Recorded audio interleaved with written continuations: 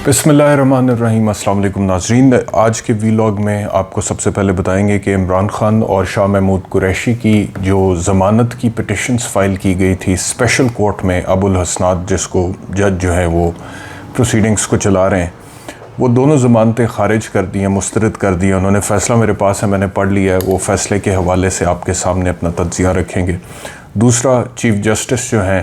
उन्होंने supreme court bar association में अपना आखिरी ख़िताब किया है और वो ख़िताब करते हुए इलेक्शंस 90 दिन में होने की बात की है। उस पर भी बात करेंगे कि चीफ़ जस्टिस की क्या लेगेसी होगी, इन्हें कैसे याद रखा जाएगा। पीडीएम की जो 13 जमातें हैं वो तो बड़ी कड़ी तनकीद करती चली आई हैं चीफ़ जस्टिस उमर अता बंदयाल के ऊपर,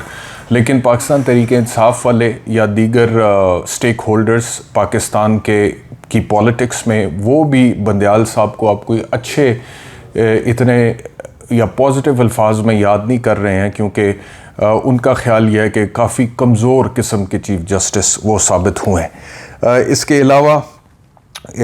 एतजाज़ एहसन और लतीफ़ खोसा जो है उनके हवाले से पाकिस्तान पीपल्स पार्टी के हवाले से ख़बर है कि एतजाज़ एहसन को इन्विटेशन गया था सेंट्रल एग्जीक्यूटिव कमेटी में शिरकत का, लेकिन वो नहीं कर सके। और लतीफ़ खोसा साहब जो हैं उनको शो कॉज नोटिस सर्व किया गया है। और इसके अलावा 17 अफराद के नाम ECL में डाले गए हैं। उसकी क्या डिटेल्स है वो भी आपके साथ शेयर करेंगे। सबसे पहले आ जाते हैं इमरान खान साहब की दरख्वास्त ज़मानत मुस्तरद होने के फ़ैसले के हवाले से बात करते हैं। इसमें जो डिटेल्स हैं वो तो उन्होंने लिखी हैं कि जी जो पिटिशनर का वकील है उसने क्या कहा है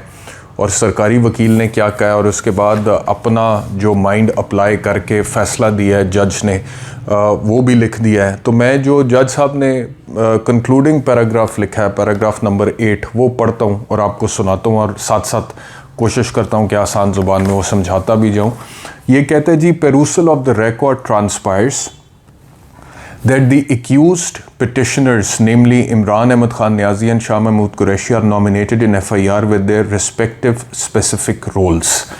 अच्छा जी, अब यहाँ पे ये ज़हन में रखें कि बहस वो दर्ज कर चुके हैं, इमरान खान के वकील की भी और शाह महमूद कुरैशी के वकील की भी और सरकारी वकील की भी। और उसके बाद अब अदालत ये लिख रही है कि जो रिकॉर्ड अदालत ने देखा है उससे अदालत को ये पता लगा है कि जो एक्यूज्ड पिटिशनर्स हैं, जो मुल्ज़िम दरख्वास्त गुजार इमरान अहमद खान नियाज़ी और शाह महमूद कुरैशी हैं, उन दोनों को FIR में नॉमिनेट किया गया, यानी कि नामज़द किया गया with their respective specific roles, और उनको मखसूस रोल भी एट्रीब्यूट किया गया है कि क्या उन्होंने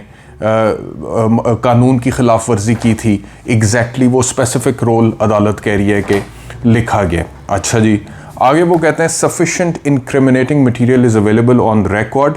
to connect the accused petitioners with the instant case. वो कहते हैं जी कि सफिशेंट यानी कि काफ़ी, इंक्रिमिनेटिंग मटीरियल यानी कि वो मवाद जो कि कनेक्ट करता है मुल्ज़िम को जुर्म के साथ, उसको आप बोलते हैं इंक्रिमिनेटिंग मटीरियल। वो मवाद या सबूत या शवाहिद जो मुल्ज़िम को जुर्म के साथ कनेक्ट करता है, एक नेक्सस ड्रॉ करता है, तो वो कहते हैं कि वो मवाद भी रिकॉर्ड पे अवेलेबल है। Record further depicts that there appears reasonable grounds for believing that accused petitioners are guilty of offence under section 5 and 9 of the Official Secrets Act in the light of contents of instant FIR। Record वो कहते हैं कि ये भी बताता है, depict करता है, इंडिकेट करता है, इस तरफ इशारा करता है कि रीज़नेबल ग्राउंड्स यानी कि मुनासिब बुनियादें मौजूद हैं ये यकीन करने के लिए, ये बिलीव करने के लिए कि जो मुल्ज़िमान हैं उन्होंने सेक्शन 5 और section 9 of the official secret act 1923 जो है उसकी खिलाफ वर्जी की है या उसमें वो गिल्टी हैं।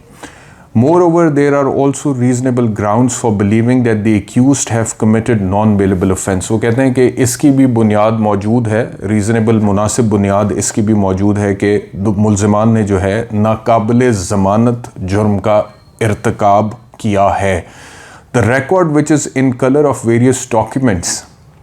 is sufficient for the purpose of discarding the bails of both the accused petitioners। वो कहते हैं जो रिकॉर्ड है जो कि मुख्तलिफ़ कागज़ात की शक्ल में अदालत के सामने है, वो काफ़ी है ان درخواست ضمانت کو مسترد کرنے کے لیے. اچھا جی، پھر کہتے ہیں in order to avoid any prejudicial design to the safety of state for tentative assessment in future the restrictions during arguments will be opposed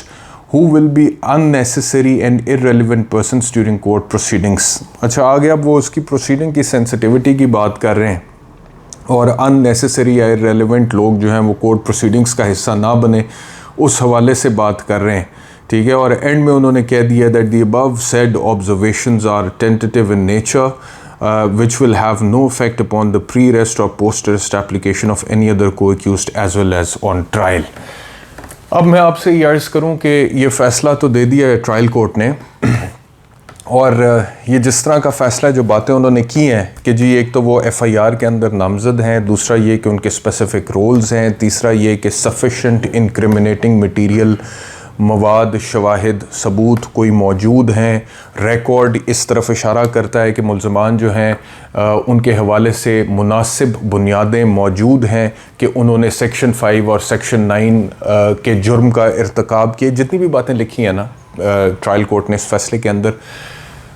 majority cases میں، موسٹ آف دا کیسز جو ٹرائل میں نیچے criminal cases ہوتے ہیں اور جو ذرا سنجیدہ مقدمات ہوتے ہیں، مثال کے طور پہ قتل کا مقدمہ ہے یا دیگر ایسے مقدمات جس میں ناقابل ضمانت جو جرم ہوتے ہیں، ناقابل ضمانت جرم کے ارتکاب کا الزام ہوتا ہے، جیسا کہ یہاں پہ بھی انہوں نے لکھ دیا کہ نان بیلیبل اوفینس جو ہے اس کے حوالے سے وہ پروویژن لگی ہوئی ہے ایف آئی آر کے اندر. تو اس میں آپ کو ایک وکیل کی حیثیت سے اپنے تجربے کی بنیاد پر یہ بتا رہا ہوں کہ most of the cases, majority of the cases, ایک بہت بڑی اکثریت ان کیسز کی جو ہوتی ہے اس میں ٹرائل کورٹ، کیونکہ کورٹ آف فرسٹ انسٹنس ہوتا ہے، وہ بعد از گرفتاری ضمانت پوسٹ اریسٹ بیل کا وزن نہیں اٹھاتا زیادہ تر کیسز میں، اور ایسا ہی آرڈر آتا ہے. یہ بالکل وہ میں آپ کو بتا رہا ہوں کہ جو ایک typical classic order trial court کا نیچے ہوتا ہے نا پوسٹ اریسٹ بیل کو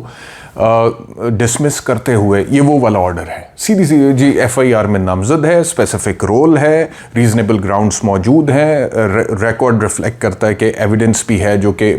پرائما فیشائی کنیکٹ کرتا ہے کہ اس کو. اب اس میں جو فردر انکوائری والی بات ہے نا جی، پوسٹ اریسٹ بیل کا جو ٹیسٹ ہوتا ہے وہ یہ ہوتا ہے کہ کیا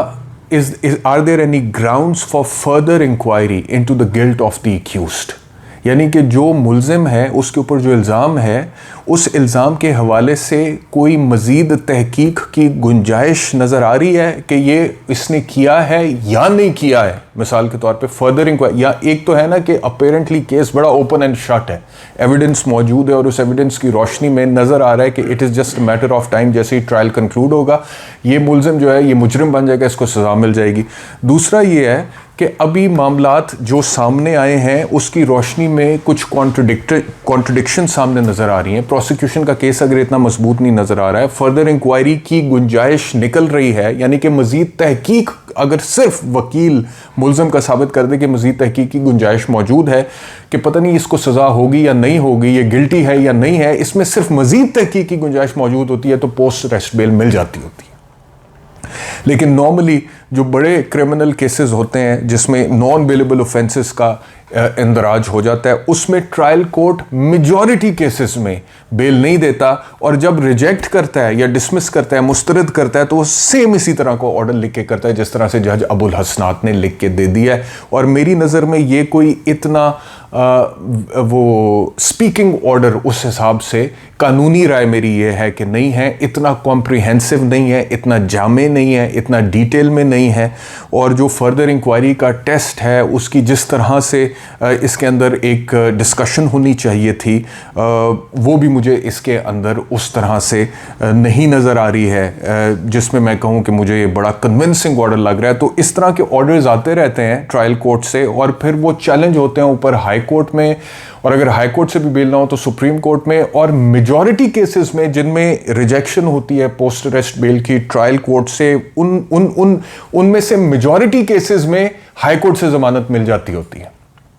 کیونکہ ہائی کورٹ کا جو مائنڈ سیٹ ہے وہ بالکل ڈیفرنٹ ہوتا ہے, سپریم کورٹ کا مائنڈ سیٹ بالکل ڈیفرنٹ ہوتا ہے, اور ٹرائل کورٹ کا مائنڈ سیٹ بالکل ڈیفرنٹ ہوتا ہے. پاکستان کی میں آپ سے بات کر رہا ہوں, اگر میں امریکہ کی مثال آپ کو دیتا یا برطانیہ کی دیتا تو شاید وہ مختلف ہوتی, لیکن میں پاکستان کی بات آپ سے کر رہا ہوں. تو پاکستان میں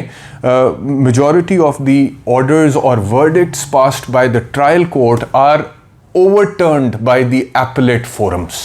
most of the cases. تو اس وجہ سے میں سمجھتا ہوں کہ اگر ٹرائل کورٹ سے یہ ریلیف نہیں ملا ہے عمران خان صاحب کو یا شاہ محمود قریشی صاحب کو, تو اس کا مطلب یہ نہیں ہے کہ ان کے ضمانت کے کیس میں جان نہیں ہے یا اس کے اندر سبسٹنس نہیں ہے. اس کا مطلب یہ ہے کہ ٹرائل کورٹ نے بالکل رن آف دا مل قسم کا, ایک یوزول قسم کا, بالکل جیسے کہ normally most of the cases میں وہ ایک آرڈر کر دیتے ہیں, ویسا فیصلہ کیا. اور اس کو ایک جو پروسیکیوشن کا کیس ہے اس کو ایک تنقیدی نظر سے دیکھنے میں وہ ناکام رہا ہے. تو جس کو سرٹنلی اب پاکستان تحریک انصاف کی جو لیگل ٹیم ہے یا عمران خان صاحب یا شاہ محمود قریشی صاحب ہیں, وہ لوگ اس کو اب چیلنج کریں گے ایپلیٹ فورم پہ, ہائی کورٹ پہ, اور وہاں پہ پھر بحث وغیرہ ہوگی اور پھر معاملات آگے بڑھیں گے. تو ایک تو یہ ہے. دوسرا, چیف جسٹس نے آج بندیال صاحب کا میں آپ سے ذکر کر رہا تھا کہ بندیال صاحب کی قسمت کچھ ایسی ہے کہ ایک طرف تو پی ڈی ایم کی 13 جماعتوں جتنا ان کو کنٹروورشل متنازع کر سکتی تھیں انہوں نے کیا ہے,